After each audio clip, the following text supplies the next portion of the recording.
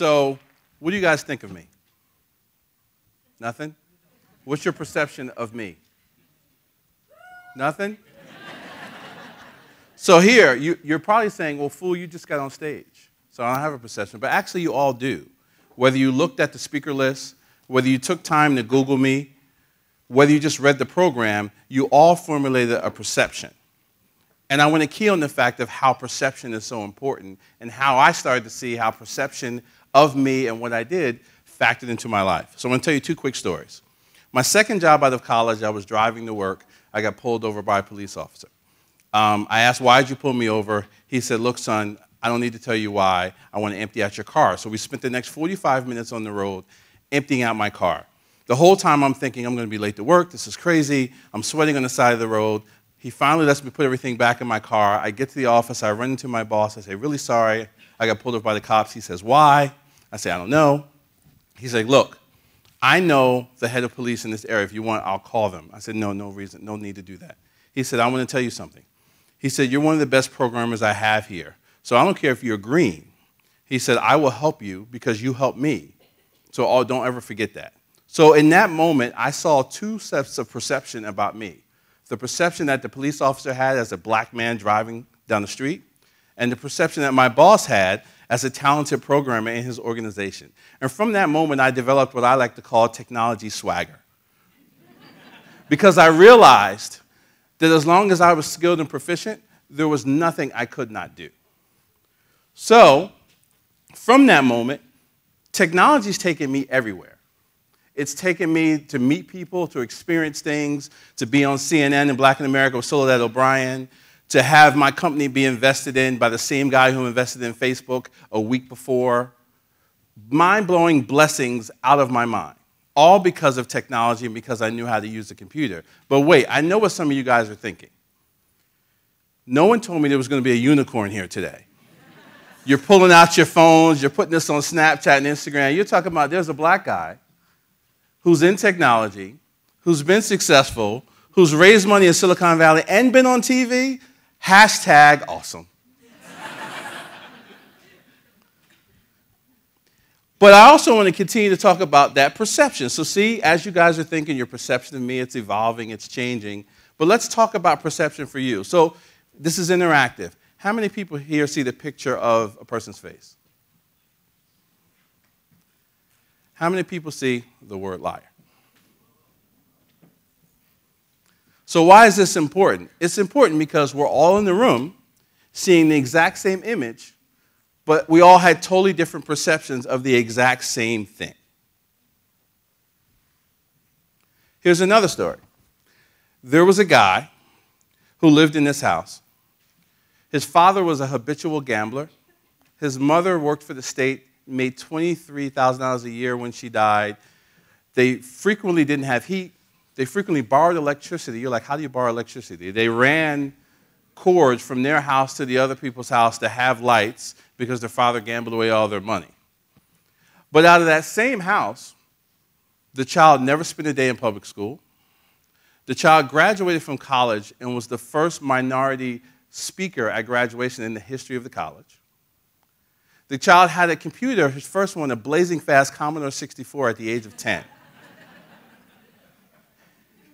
And if you would have told that adorable, yet ashy young gentleman, and if you don't know what ashy is, Google it, that he would have done all the things that I showed you on the previous slide, he wouldn't have believed you. And he wouldn't have believed you because his perception of opportunity hadn't been wide enough yet to perceive what he was capable of. So why am I talking about this? I'm talking about this because you may not realize it, but technology is moving faster than ever.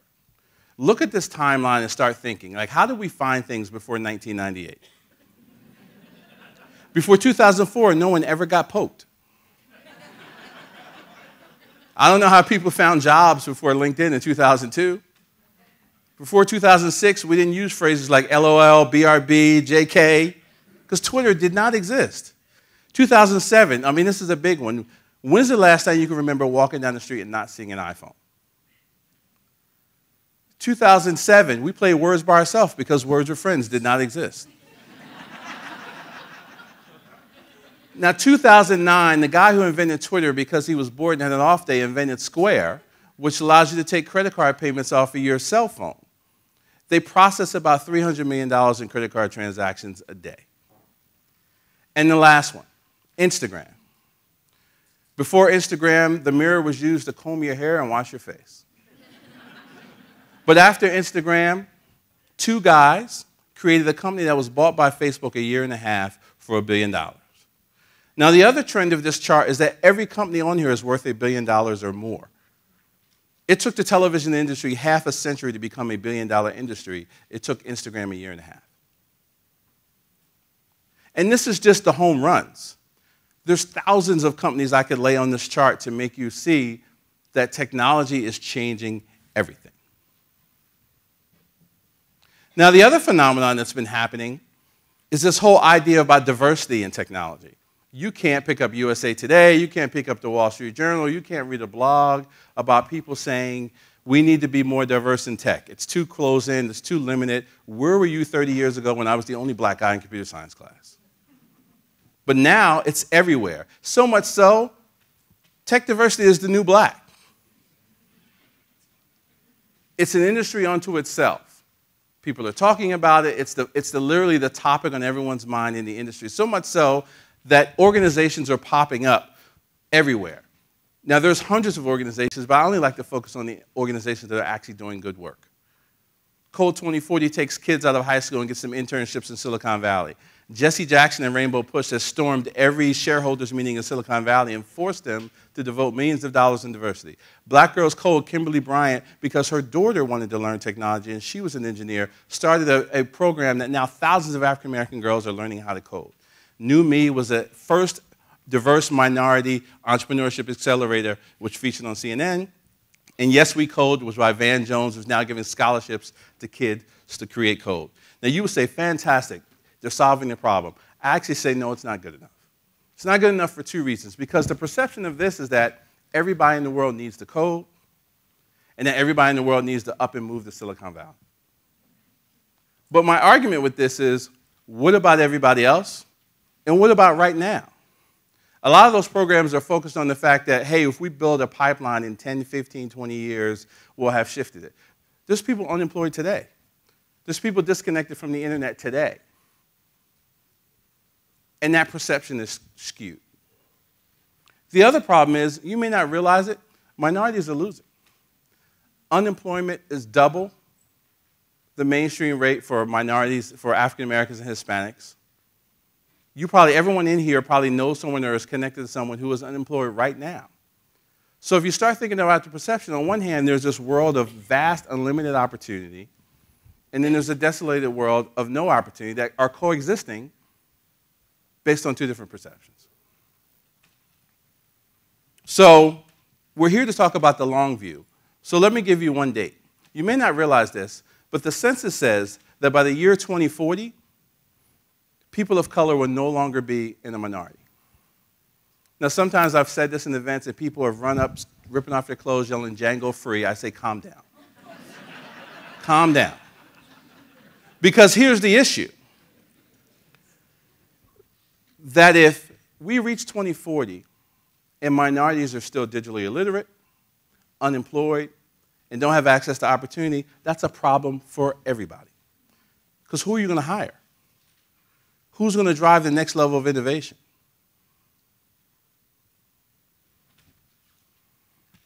So this image represents what I believe opportunity looks like in this world in the digital age. Think about it. Anything you need to find out, you can Google, or you can pull out your phone. Quick poll, smartphone poll. How many people in here have an iPhone? Raise your hands. How many people in here have an Android phone?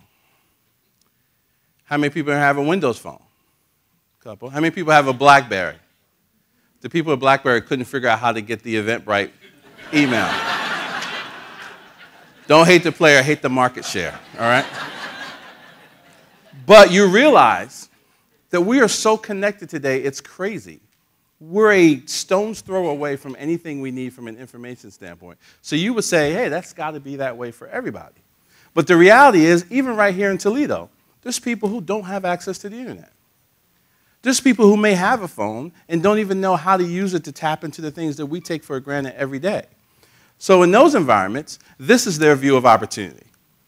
They're just trying to get by, just trying to make ends meet, just trying to see through to the next day. Now, the challenge with this is, what I've found and proven is that when you have that narrow perception of opportunity, there's usually opportunities to the left or right of you that you miss out on every day. I had a program I did in Chicago where I partnered with a technology accelerator and said, I want to take you to the South Side. It was a 10-minute drive. We put up flyers that said, hey, make 80 grand a year learning to be a programmer. We packed out the church, 900 people. It was a 10-minute drive from the accelerator's office to the church. None of those 900 people knew the accelerator existed a 10-minute drive away. One example. Now, the bigger problem with this is that if we look forward and don't change this process, that their opportunity is going to look like this.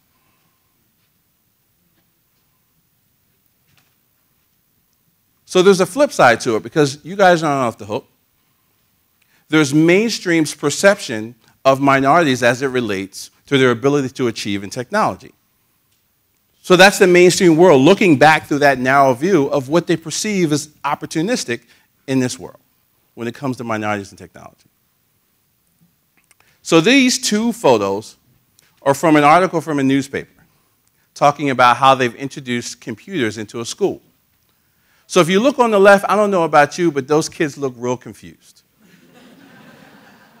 Like don't want to be there, like they're barely waking up. But on the right, in the same article, they show the kids enjoying a whiteboard, enjoying a digital connected device, embracing technology. So why is this important?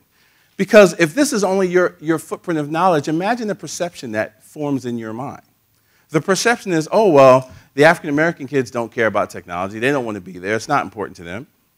But the mainstream kids, that's what I know. They embrace it. They love it. That's what they want. And that perception carries through to every decision you make or thought process you have about this issue.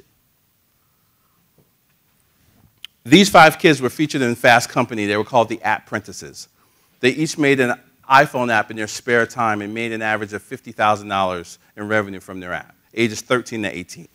The high schoolers in here are like, why am I sitting here? I need to go make my app. Some of their responses were, it was cool to do. I might build another one. It was nice to see somebody buy something that I built. I had fun. Now, imagine if these photos were 5 kids from the most desolate part of Toledo. That $50,000 not only changes their life, but it probably changes the economic makeup of their entire family. And we all know that when we build things, we go and find like-minded people, which is part of the reason why we have this diversity problem in tech in the first place. So they would go into people in their community, and they would say, hey, you should come work for me and help me build this. So they'd create economic opportunity where there is none.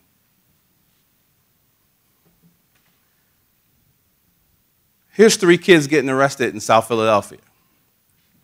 Now, I ask you the question, what's the difference between these guys and the guys I just showed you? Let me answer for you. Nothing. The difference is that whatever they did to get in that situation, from their limited view of perception of opportunity, was the best thing they had in front of them at that given moment. None of us, most of us in here can't even fathom what we would do to be in that situation, but if you think about that from a perception standpoint, they thought it was the best thing they had available to them. I'll tell you 2 quick stories. I knew a guy when we were little who could take the top off of a soda can, scratch it on the curb, put it in a payphone, and we'd make free phone calls. No lie. I knew another kid who, when cable came out, yes, I was around when cable came out, that he popped open the box, he twisted some wires, and we were watching free premium channels.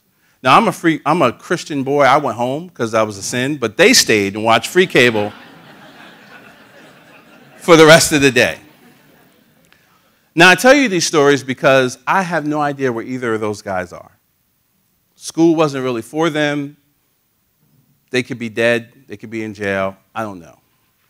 But the mentality they had has different terms today. It's called hacker. It's called tech rebel.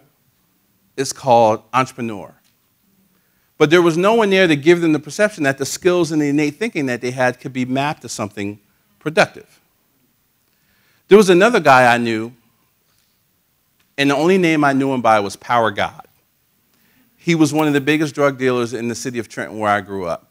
I saw the guy. I mean, he was one of the most imposing people I had ever met. I've seen him walk up to people, punch them, and knock them out with one punch and walk away. He was just, but when you talk to him, he had the demeanor of a philosopher. He just was very, his thought process was just so deep. About a year ago, my family and I were at a Kanye West concert, and we were in a box, and someone randomly opened the door. And he looked vaguely familiar, and I'm like, excuse me, can I help you? He's like, Navarrow. I'm like, okay, I'm going to have a fight at the Kanye West concert. So I said, hey, let's go outside. He said, man, it's Power God. And his whole physical demeanor had changed. He was much smaller. He had long hair at this point. And he said, yeah, man, I'm here with my kids. He said, I started this nonprofit. I'm helping kids kind of understand how to get out of the drug game, et cetera. A week later, he was shot in the head and killed in Trenton. So I tell you that because if you think about my perception of him, if I hadn't seen him to form a new perception, I would have normally assumed when I read that in the paper that Power God never changed. So think about how you map your perceptions to how people do things and how people relate in your everyday lives based on past information that you don't dig deeper to find out what's current. So I call these challenges environmental constraints. And why are they environmental constraints? Because a great example, let's say that one of those kids who were getting arrested had an interest in technology and wanted to learn more. But most likely, they're in an environment where no one around them sees the value in technology because it's never been articulated to them. They're in an environment where no one promotes them to go discover anymore because they're like, well, there's not people who look like you in that environment, so why should you go dig deeper? So even the brightest flame gets diminished because it's wrapped in those environmental constraints. But we've seen examples that when you take people out of those environmental constraints and give them access to that wider perception, they have what I call the light bulb moment, which is they start to understand that the things that they thought about have value in different contexts. They start to understand that there's a wider view of opportunity for them than otherwise articulated to them, and they think different. They can't go back. Because once you have that light bulb moment, when you think about the same problem, those new inferences of data change your perception. How many people here have ever doodled an idea on a napkin? Just an image, anything, right? It just nags you. Like, wait, I don't know why I keep drawing this girl with the hula hoop. I don't know. It happens everywhere. I'm here to tell you that that same process created Facebook, created Google, created Uber. Any of the companies you can think of, the people who founded those started with an idea, a problem that nagged them, and they started figuring out a way to solve it. I'm also here to tell you that right here in Toledo, there's thousands of people, adults, kids, writing ideas on a napkin who throw them in the trash because they're not connected to the tools or opportunity to how to take that idea and make it a reality. Imagine what we're missing out on. Imagine the new problems that could be solved. Well, you don't have to imagine because I'm going to tell you. So this is the story of a program in Philly called the Urban Apps and Maps program. I sit on the advisory board. They take kids from South Philly who are on the lunch program and over 6 weeks show them how to use technology and then say, hey, come up with an idea that's civically minded that can help your community. So one idea that came out of the program was, hey, we should build a mobile app that when someone's shoplifting in a store, you can take a picture of the person and immediately sends the photo to every other store in the mall. They called it Gotcha. Now, you may not realize that shrinkage, which is theft in retail, is a multi-billion-dollar problem.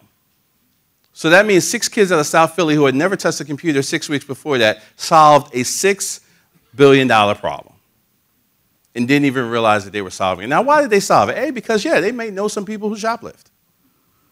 They may have shoplifted themselves. But what they did was they took that innate knowledge, mapped it to tools and skills, and solved a problem for everybody.